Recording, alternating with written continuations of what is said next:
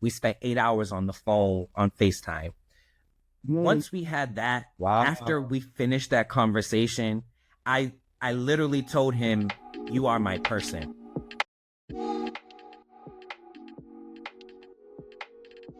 It's legado. It means legacy in both Legato. Spanish and Portuguese. Me and my husband, we actually created the name together.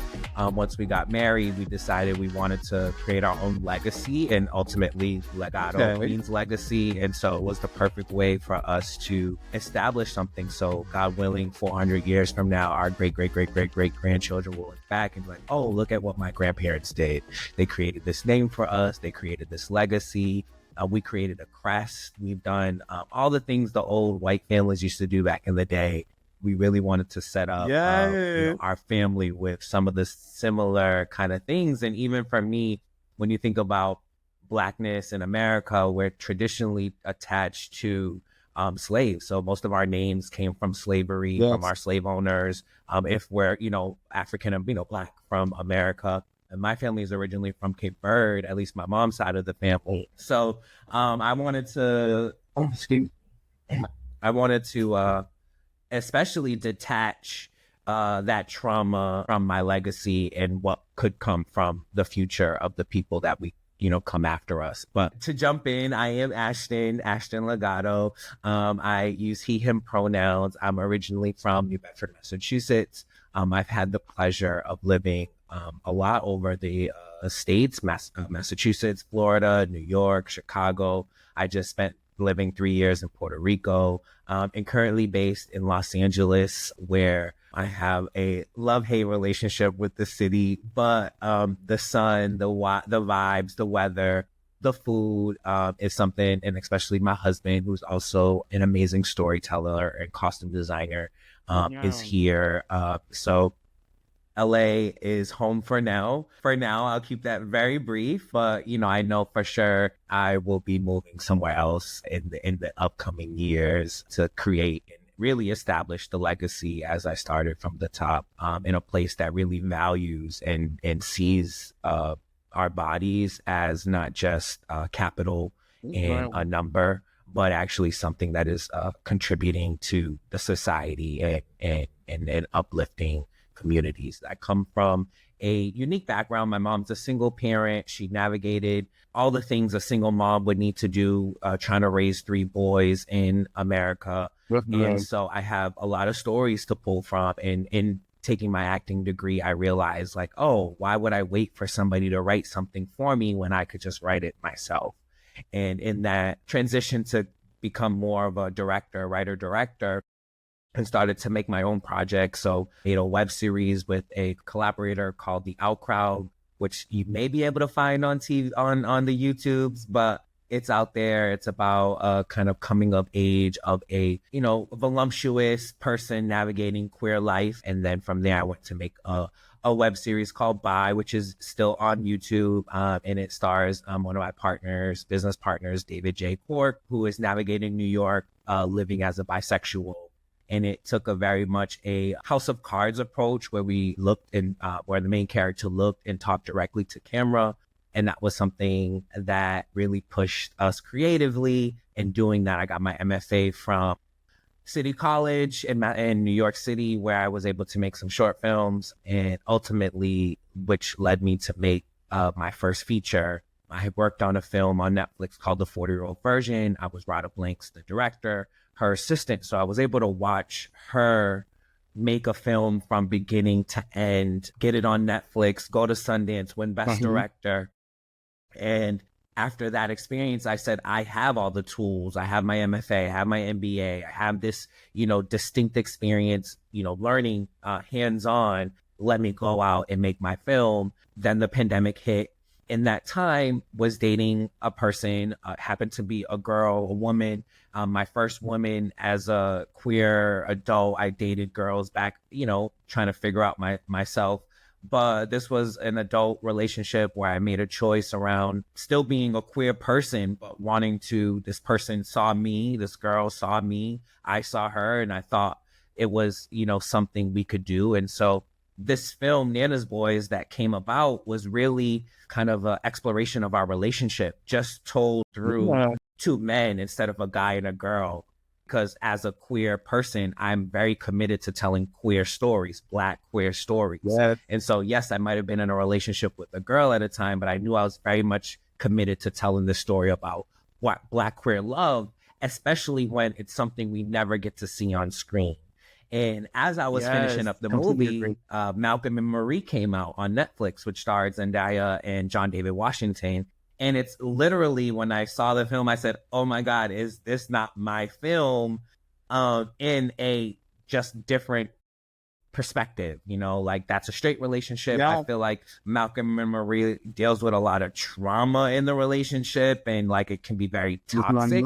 Whereas, you know, Nana's Boys is this really kind of look at a queer relationship that has been hiding things and keeping things a secret just for the betterment of the relationship, when actually it's actually causing a detriment to the relationship by withholding and not being completely honest with this person that you've chosen to be with. And so I really wanted to explore relationship. I had luckily been with this person before the pandemic, so we had built, you know, our relationship going in, but ultimately this incubator that we were in really caused us to confront some of the things that were coming up for us. And it was mostly around insecurity. I mean, I can only imagine what a traditionally straight woman who goes with this queer gay guy could bring up for her, especially if she's not, you know, grounded in what she offers to the relationship. But ultimately, that's how Nana's Boys came about.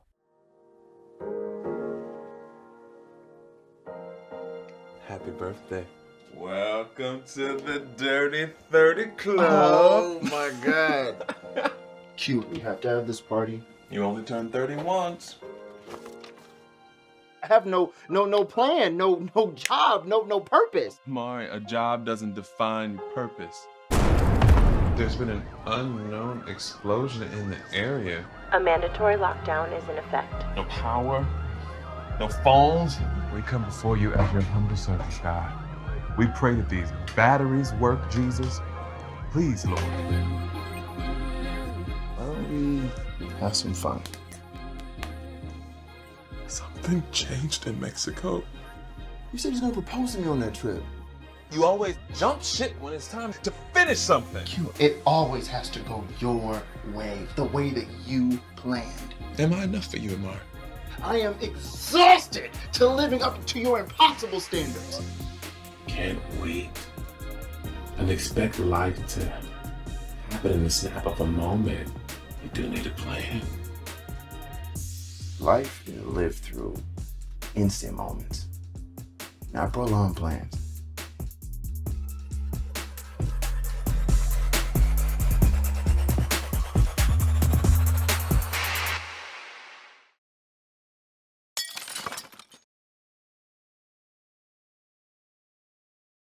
And so I shot the film in my apartment. I got a collection of friends and collaborators to come in and shoot the film with me. My little sister came. She's a filmmaker. She also came and shot a film about me making the film, which is also on YouTube. So it was really like these people coming together to really create something that they believed in. The film ended up coming out in 2022. We premiered at Inside Out, which is one of the largest queer film festivals in the U.S. and the state, not even in the States, in North America, excuse me. And it was the top 5 most attended screening in the midst of the pandemic, with 2 relatively unknown actors, a relatively unknown director, and we were the top 5 screening at the festival, which a lot of the Black queer people in Toronto had never been out to this theater before, which is the theater that Toronto International Film Festival also plays its films at. And so it was really about community. People were in awe of being able to sit and experience a relationship that was very similar to theirs,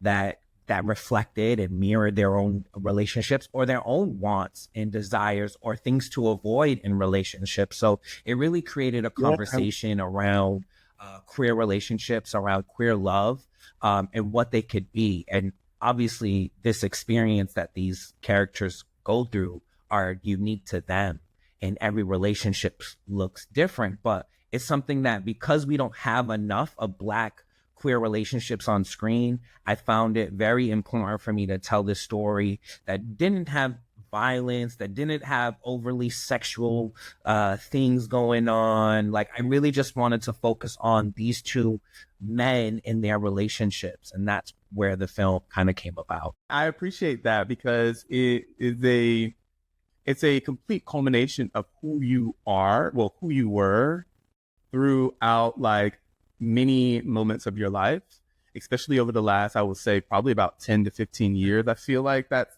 summing up, and who you are now, right? And I think there's a level of becoming that you are speaking to as well, around like not only of like, this is who I was before like Nana's Boys, but this is who I was during it, and this is what inspired it.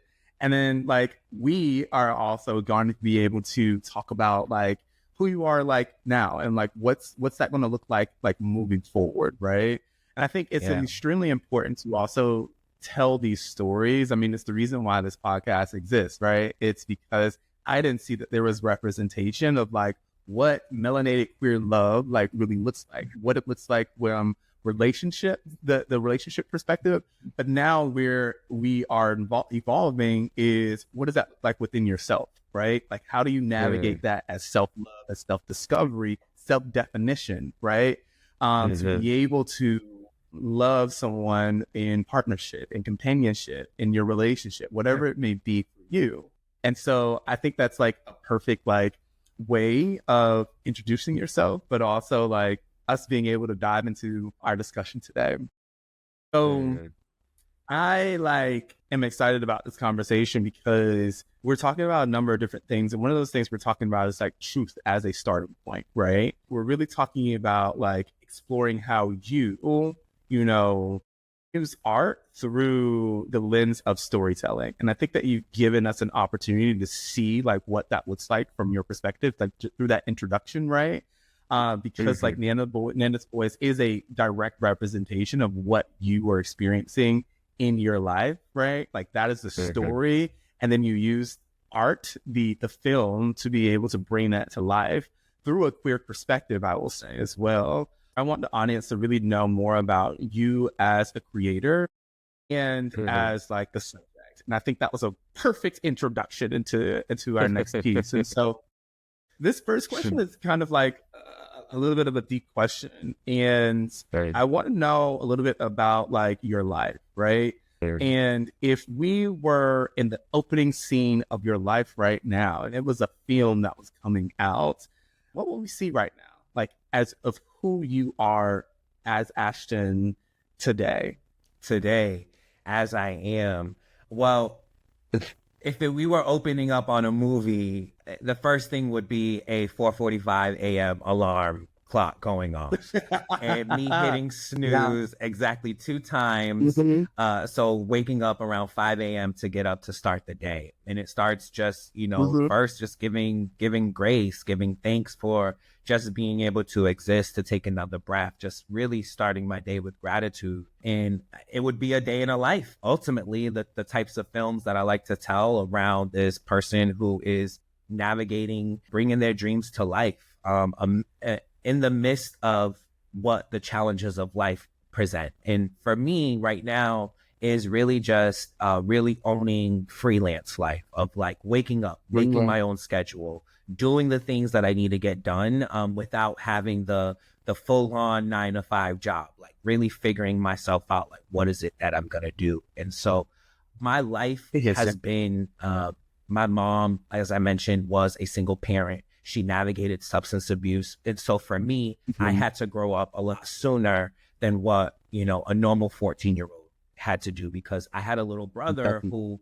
I was his, I was the one who was making sure dinner was on the table and picking him up from school and doing things that a normal 14 to 16-year-old should have been able to just exist and live their life. And I did my things. I got my first job at Universal Studios in Orlando. I was on the step team. I was doing my own thing, and that helped to build up my independence. And then because of who my mom was, and she's a creative, beautiful, loving person, she gave me the tools that I can just go out and do whatever I needed to do without asking for permission. So when it came time to filling out college applications, I was the one doing it. I was the first one to go to college in my family. So I didn't have the resources, but I figured it out.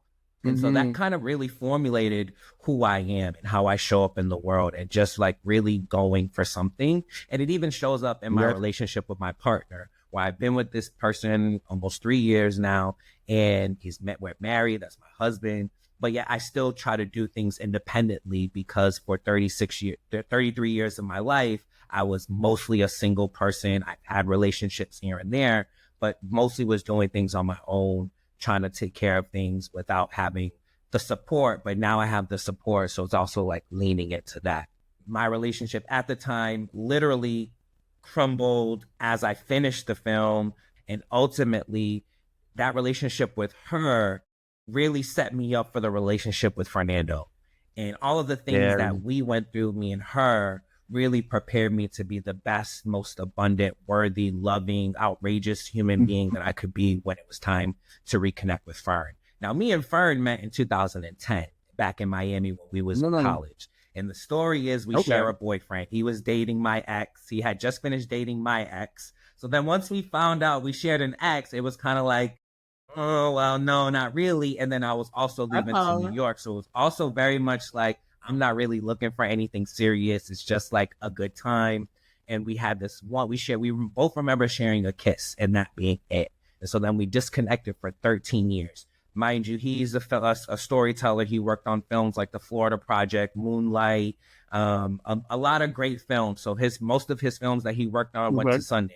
We was at Sundance in 2020, the same year, for a 40-year-old version. He was there for a film called 9 Days. We were at same parties, mind you, never noticed each other, never connected. But finally in 2022, he had worked on a film called The Inspection by Elegance Branton, costume designer with Jeremy Pope and Gabrielle Union. And my film, Nana's Boys, was also on the circuit at the same time. When they premiered, then this picture came up on my feed with Elegance, his partner, Chester, and Fernando. And Fernando was in these 7-inch Louis Vuitton boots, this floor-length kind of patterned coat, this hat that was this top hat that was outrageous. And I was like, who is that person? Not really connecting the dots, but just like, who is this person? Oh, he's the costume designer. This is somebody that I potentially want to work with. So I just added him. And then he kind of took a couple months to respond to my request. Little unbeknownst to me is that him and that ex that we shared were also talking right at that time that I hit him up to make that friend request. And he's like, why is your ex? Literally, why is Ashton messaging me wanting to be my friend? Mind you, I didn't remember who Fernando was, because by this point he has gotten a beard. His face is kind of like, matured a bit. And so I didn't make a connection. So finally he accepted my friend request and said, hey, Ashton. And I said, hey, Ashton, wait. Then I did the deep dive into his photos, and then I realized who it was. And so then we spent those 6 months kind of talking just on Instagram, Facebook, little messages here and there. And in that time was very committed to just being in what I was calling my whole season. Like, I was about to be 35. Like, I'm like not trying to be at anything. Me and her had just almost been 2 years since I've been single. I'm enjoying life. But then once me and Fernando really had a conversation, like, why would I let something so perfect slip by me because I'm afraid of being hurt again, or I'm afraid of being, abandoned or broken up with? And I said, you know what? Like, let's just do this. What does commitment look like for you? Mind you, we still hadn't seen each other in 13 years. This is all just FaceTime to FaceTime. Literally just had a conversation about what commitment looked like. And I said, if I'm going to do this now, I know that I want to build something with somebody. We could be dating for 5 years and still not know each other. So commitment for me looks like putting a ring on it, getting married, changing my last name, and us building something together. And ultimately, that's what we created. And so that all wraps up kind of who I am today. My family, my mom. God rest, my grandma just passed away last month. And that's something that I'm still coming to terms with. my grandmother is the foundation. My film is called Nana's Boys. Like, I am that. And I'm so grateful that I got to dedicate the film. So the first thing you see when you see the film is my grandmother's names, my grandmother Anna Pina, and my paternal grandmother Jessie Dudley. And so before my grandmother, she had dementia and renal failure, but before the kind of back in 2010 when I finished, she was present. She got to see the film. I was on the front page of the Sunday paper of my hometown. She got to see that. Wow. So there's like a lot of things that I'm grateful that God, or whoever you believe in spiritually, was able to align the stars so that I could do what I needed to do, that my grandmother, who sacrificed so much so that I could exist and be this person with 2 dual degrees, husband, and, you know, first in my family to do this, first of my name to do that. But ultimately it's because I had women who showed up for me. I had, you know, people along the way who were my champions, who was my community, and they made it so that I could still continue to be and show up as the outrageous storyteller and creator that I am today. Yeah, I love that. And that was a journey, right? That was a story that you really just told, and I appreciate every aspect of it. I want to go back to a part that you mentioned about you and Fern having a conversation, right? On the phone for 8 hours. And after that conversation, you said, "You are my person," right? Yeah. And I think about the many people out there who are experiencing this challenge with telling the person on the other side of the phone, on the other side of the table, on the other side of whatever it may be, that you are my person. Can you just give a little bit more color into what it took for you to say that to Fern? Totally. Well, I'm a Sagittarius, so I think that he's a Sagittarius too. He's a November, I'm a December Sag. So we're a little bit different in a lot of ways, but there was a lot of similarity. So in that 8-hour conversation, I've seen a lot of overlap. Obviously, he's an amazing costume designer. I'm a filmmaker. Together, a version of Beyonce and Jay-Z, right? Automatically like a power couple situation. When we made a couple things together, but when my next film, Fern's designing, like, it's gonna be outrageous. So there was a lot of things in those opening conversations. And going back to 2010 when we first met, there was an attraction. We hung out, we kissed. Like, there was something that was happening there, but I wasn't ready. He wasn't ready to really like explore what those feelings were. So when it came back, I want to say maybe a week before this, I went to my friend's wedding and she had the most beautiful ceremony. Mind you, as I said, I was kind of in my whole season. I was really enjoying it. But by the time I got to this wedding, I saw love and I said, oh my God, I do want it. I do want somebody who's going to hold me to my highest, who's going to hold me when I knew, because again, I knew things were going to come around in life, the death of family, the winnings of awards, like, but I wanted a person to do that with. And so once we had that conversation, Fern presented himself, and mind you, we didn't share sexual pictures. There wasn't really much talk around sex and intimacy in that way. It was really grounded in creativity and our dreams and our family and things that we wanted, things that happened in our past that has shaped us to who we are today. And in that, like you said, I really then made the choice to say, damn, something so perfect in front of me is right here. Am I going to be so greedy to say there could be something better out? There could be something more. There could be something else out there. But here it was staring at me in my face. Will I be so bold, so outrageous, so courageous to say what I felt? And mind you, again, before this week, we had still been texting and talking and doing things, but I was very much clear, like, we're just going to be friends. Like, actually what started our conversation to come was like, I was going to the Black Queer Creative Summit. So I was going to be in LA. He was in LA. So I was like, I'm coming to LA. Maybe we can link up and reconnect because it's been 13 years since we've seen each other. I'm going to be in LA. Let's use that as a connection. So fast forward, by the time BGC, Black Queer Creative BGC, Black Queer Creative Summit came about, we were already together. Fern actually, my looks, Fern actually, I was his client for that week. He pulled all kinds of things. He styled me as if I was, a director who I was paying to go and do a public appearances. Besides the materialistic things, when I felt internally, I felt safe. I felt seen. I felt that not only in my past relationships, I've always felt like my creativity, the way that I work, was always something somebody felt either insecure about. They felt that artists, there's no career path for an artist. It's always going to be somebody who's broke or whatever type thing. But because he's in it, he's seen the potential. He's seen the possibilities. He lives it day in, day in, and day out. So it was very much like, I want to make this choice. And similar to like what you said, he could have easily said, nah, Ashton, I don't see it for you. But something, and he has his own sense of story, the side of the story. What I've heard him say is the moment I said that, something in his body shifted. Like he literally felt the chemistry in his body change. And he made the choice in the snap of a second to say, yes, I see it too. So once we started dating and like really kicking it, where he's like, well, what are people going to think? And I was like, well, is it for them or for us? Like, are we going to do things always worried about what the world is thinking? Or are we going to be focused on what we want, what our dreams are, what we want to create together?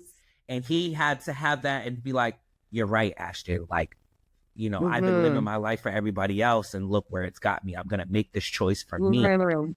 And then here we are. And so then he went and watched the film. He watched Nana's Voice. He got to get a sense of who I was as a storyteller. I went back and watched a few of his things. And mind you, I had watched, the Florida Project. I had seen Moonlight, but not really known that his hand was a part of those projects. And so we started to kind of like deep diving into each other's work. And then by that time, 2 weeks later, we were meeting up in Virginia. We started looking at engagement rings. We spent 3 days driving across country, which was our first date again, because we hadn't seen each other. So we met in Virginia, seen each other, drove across country for 3 days, and that was our first date. So I'm actually soon to be, once I finish this next project that I'm working on, to write a film about this couple that drives across country for 3 days for their first date and this road trip journey about their love, which is, a mirror to what me and Fern experienced. So once me and Fern really started kicking it, and then I'm telling my friends like, oh my God, like I think this is the person, they're kind of looking at me like, but Ashton, you were just talking about going to Brazil and having an orgy. Like, what's going on with that? And I'm like, well, that's a short-term goal. I'm thinking long game. I'm thinking, the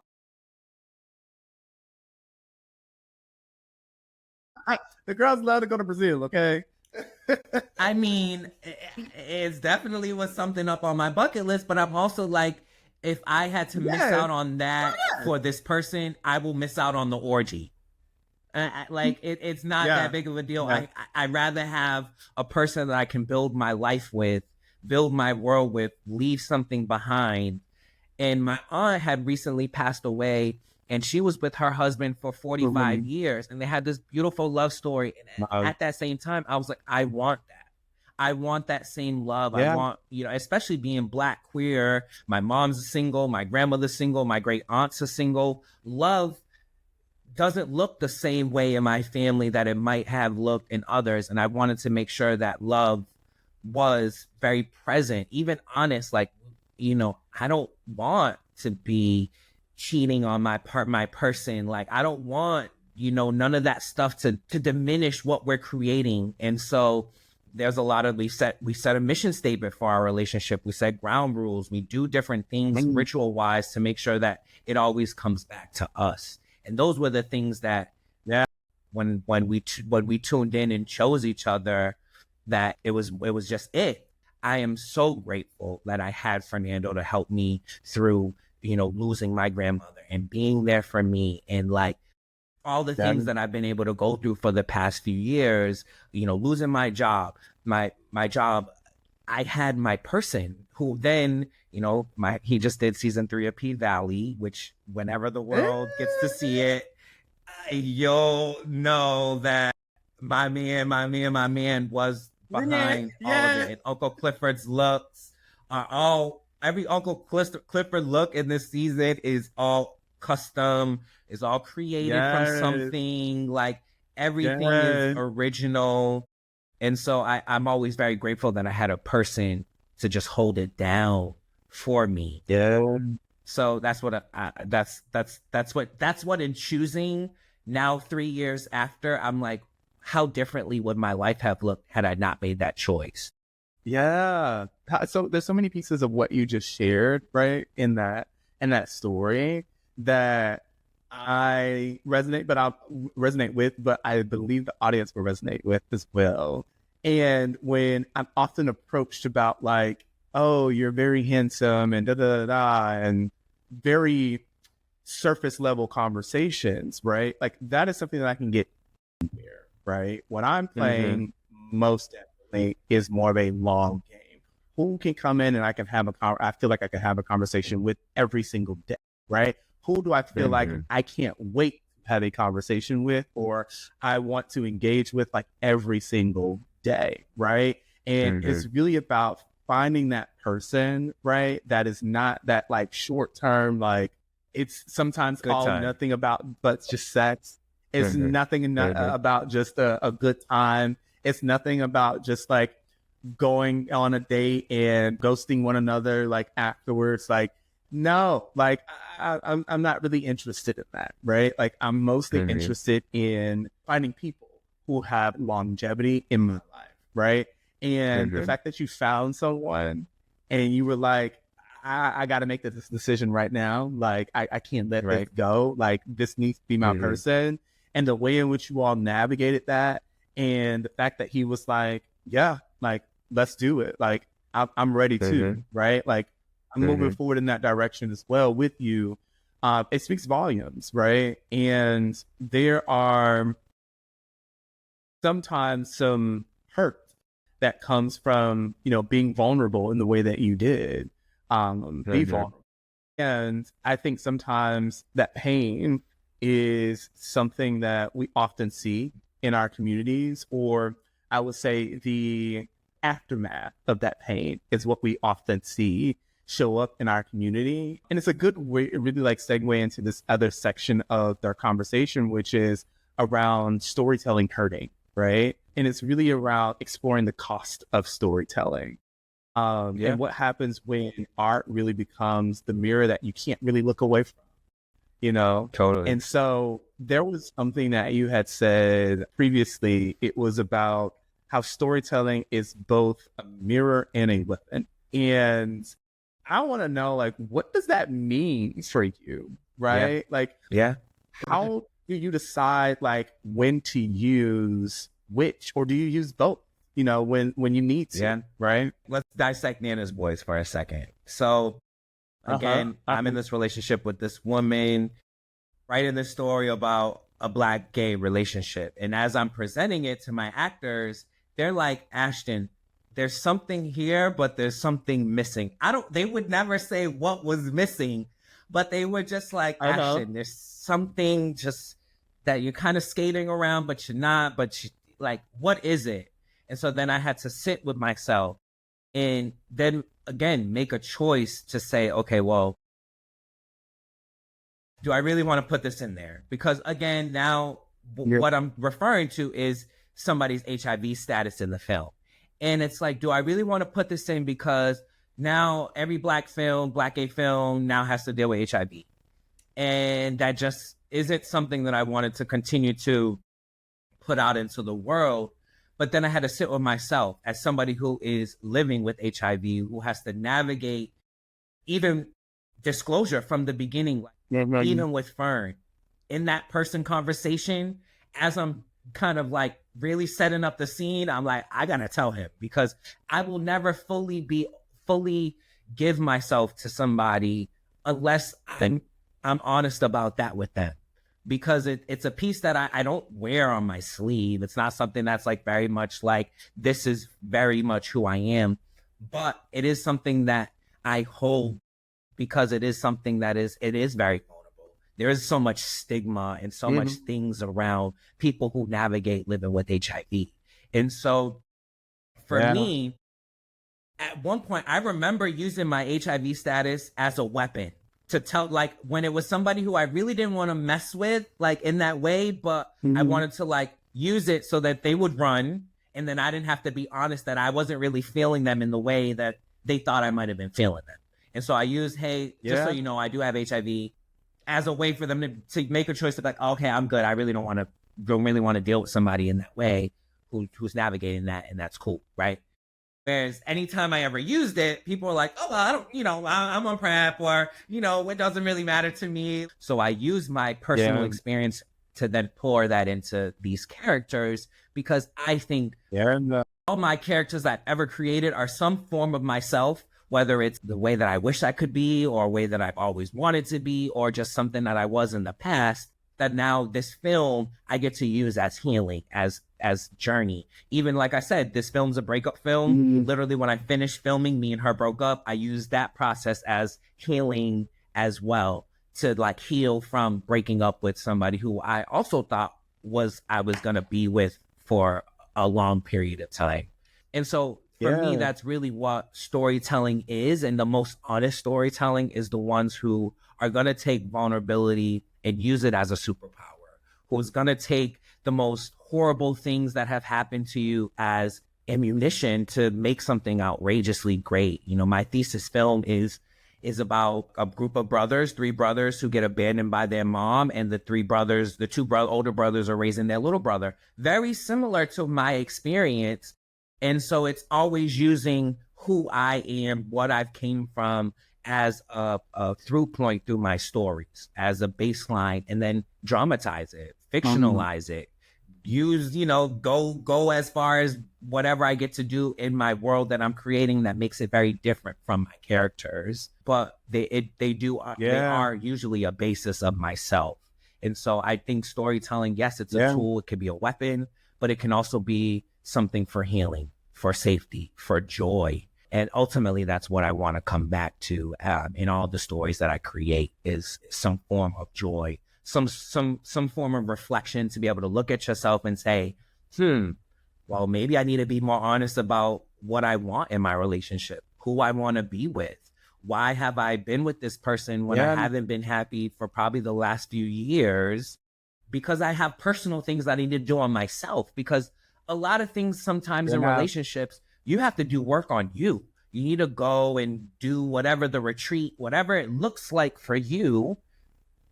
Those 2 years after we broke up, me and the girl, I was on a whole self journey. I did all kinds of self-development programs. I read all kinds of books. I grounded in who I was, and also because of my status, that I had a lot of feelings of insecurity around. I had lived most of my entire gay life. I came out at 15. I had lived my entire gay life of never getting not one STI. And then the one time I get it, it's the most horrible one that there's probably horrible ones now these days, but that's the one that nobody wants, right? Like, that's the one they throw in your face. You're probably going to get HIV, you fag. Like, those are the things. And then to have that, it definitely had a problem on my psyche. So those 2 years that I spent after were really about me. And so by the time it was time to meet Fern, I had did all the work on myself, that even if I told him my status and he rejected me, I still love myself enough to know that he wasn't it, that there would be somebody out there in the world. Because over those years, time and time again, people would continue to show it. Hey, I'm living with HIV. I'm on my, whatever. Oh, I don't care. Still don't want to use a condom. Those type of things, of like all the things that are happening in the world. And so I'm grateful that I get to use my voice, that I learned to use my voice as healing, because I might be going through this journey, but there's probably at least one other person who's also navigating a very similar experience. And so in screenings, people would come to me and say, oh my God, Ashton, thank you for sharing so much about this. This is truly a reflection of myself. Straight people coming up to me like, damn, I need to go talk to my person about this, this, and this. And so, storytelling is such a great format for that and a place to just really unpack things that you may be afraid to unpack, but then be so courageous to be vulnerable to just say, well, what's the worst that could happen? Now people know. Yeah. And I think like everything that you just shared is something that someone out there is navigating or has navigated like in their experience, right? And to be able to see their experience validated, right, and affirmed through your story is, I think, extremely important, right? Because you don't typically get to hear about how someone like lived experience is showing up on screen. And I think that we need more of those experiences to be seen as like melanated queer people, right? It really shows how like you were forced to face some parts of you of your experience, like through Nana's voice. And so I want to know, like, what was one of the hardest things that you had to, or the hardest truths that hit you when you saw like Nana's voice like on screen for the first time? Yeah, I mean, even for me, the process of making Nana's Boys was one that if I could go back, I wrote the script in 2 weeks. We already had a date to film. So like I already had set September, let's say September 15th to film. It was going to be something. I had wrote an earlier script 2 months before. I pitched it to my team. They were like, I don't know, Ashton, I feel like you have something else. Nana's Boys came about. It was 2 weeks, wrote it, and then we jumped right into making it. So for me, I would have gone back and if the truth, the way that Amari handled it, of the like, hey, this is what when Q shares his status, the way Amari handles it, I feel now could have been a bit more compassionate, a bit more empathetic, and also very much understanding that now there's something that Amari gets to go through as well in a similar, once that information is shared to him, then there's that too. So there's different things, the truth in the approach I might have done differently in the ways in which I, followed through the storytelling. But I still think it's very honest, because I still think that there's many people who would respond in the way that Amari did respond. I love that it's not a mean thing. Obviously, Amari's educated enough to know that, hey, like the first thing he said is, am I at risk? When they know that they've been using condoms, like they've been taking care of each other in a way that it's been left unsaid.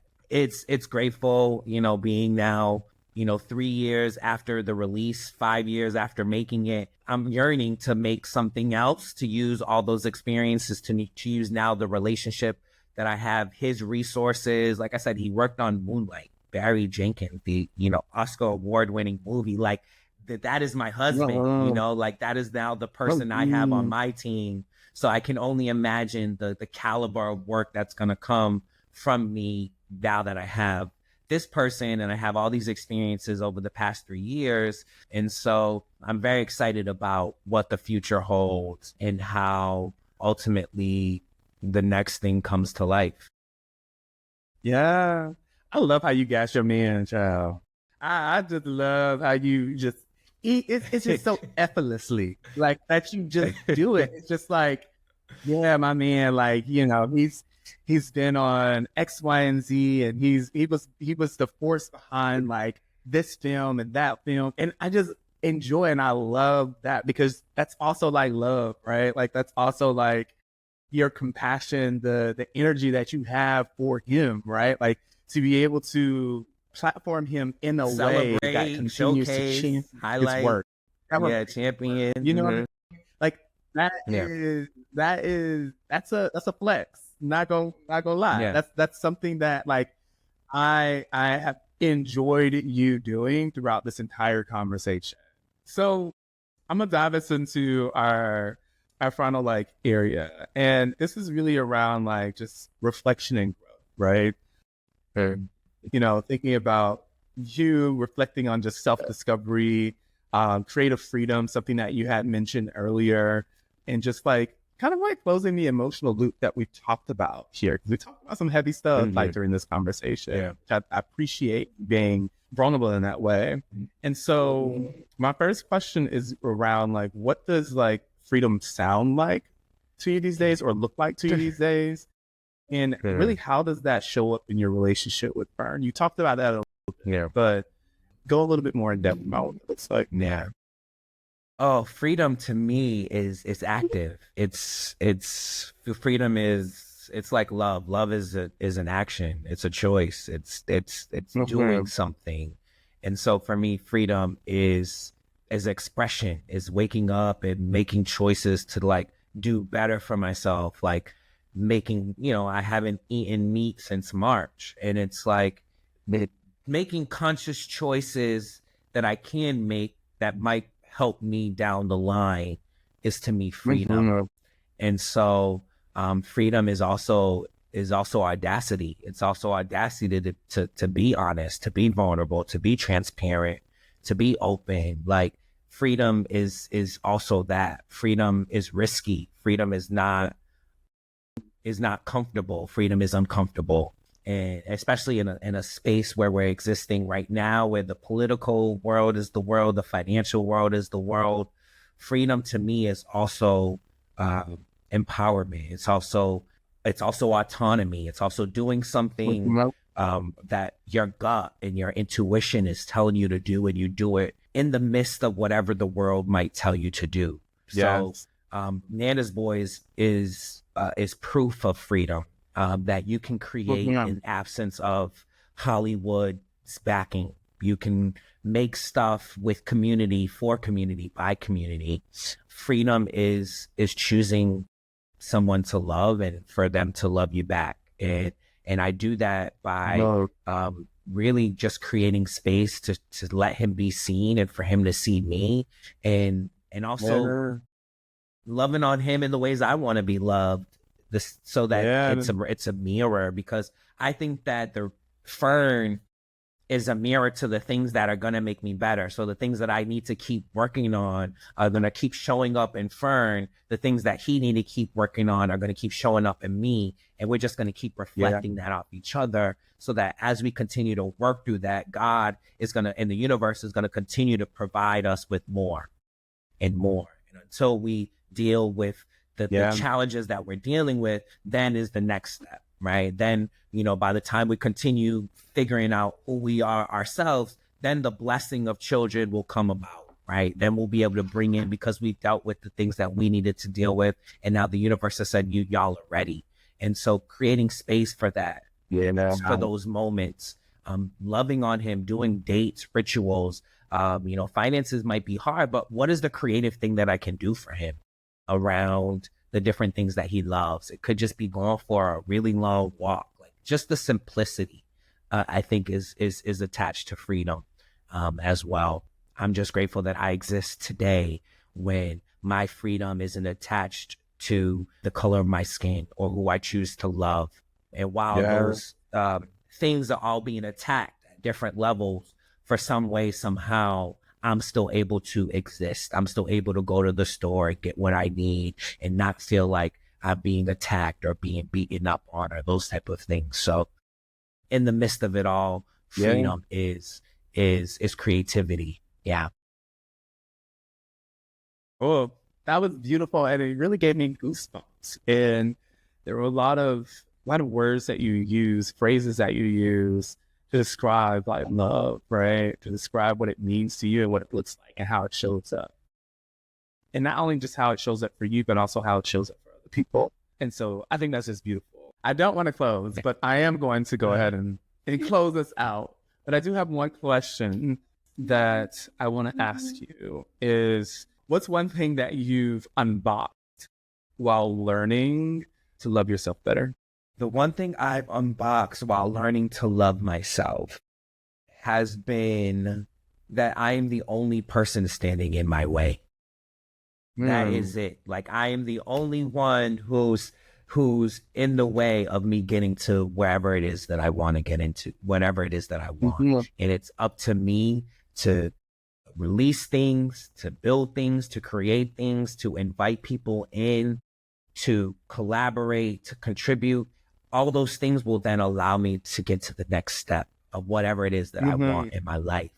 But I have to get out of my own way. I have to release fear and doubt and insecurity and know that by just taking one step, one little action towards a goal every single day, that's breaking change. That's breaking generational things that have withheld my family from owning land and, having, generational wealth. Those are the things that's going to break those change by making different choices than what I would have done yesterday. And so that is it. That is it for me. It's just getting out of my own way and making sure that I lay a path for myself that is, one, full of hurdles, because I think hurdles are what makes the muscle strong. So hurdles thank you so make much. the muscle strong. Yeah. You think about those tracks. And our heart is the most biggest muscle, right?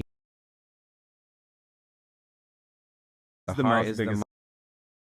And, every break, even when I think about the heartbreak that is of my grandmother leaving this planet, I know that the only reason I feel heartbreak is because I knew I felt love. And so that is something in itself. To know love is to know heartbreak is to know love. And so every inch of love that I got to experience that somehow broken me along the way has made me stronger. So thank you for that as well. Thank you for every heartbreak, because it made me, to be able to sit here on this conversation with you and all the things that we've been able to unbox that has also contributed to my journey and healing. So I appreciate it. Yeah. Well, I appreciate you being a part of this conversation. Ashton, what I have loved or appreciated so much about your story is how love just really always finds its way back in, right? Through art, through truth, through silence, through a mirror, through a phone call, right? That lasted 8 hours, and it has gotten you, provided you with the man of your dreams, of a lifetime. And so I just appreciate you being a part of this conversation, sharing with us about Nana's Boys and how it is just a reflection of your life and a moment in your life, right? And also, about, learning more about Fern and you all's relationship. Just thank you so much for being here and taking up space on the podcast. And if you haven't seen Nana's Boys, go see it. Go find it online. Yeah. If you don't follow me on Instagram, follow me. I'm Ashton's Dreams, My Dreams. And just continue to connect with me. Reach out if something touched you. You want to dive deeper. I'm here. This is a two-way street. We recorded this, but this conversation is going to exist. Feel free, to tap in. I'm somebody who I want to be connected to the folks. I want to hear your stories. I want to support you in your journey and bringing your things to creation. So definitely reach out. I am a resource. I am someone who is for us and by us. So that is one thing I also want to offer to anybody watching this. Yes, I was just getting ready to ask you, are there any last words you want to share with the people? And I appreciate you making sure that you got plugged in.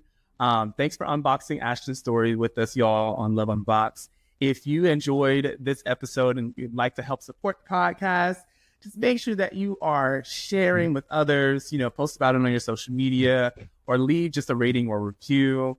Keep in touch, please, with Ashton and myself. Ashton has shared his in the ways in which you can connect with him on social media, and they'll be right there at the bottom of your screen. To catch all the latest from the podcast and from me, you can follow me at I Am Manny Made and podcast at Love Unboxed on all social platforms.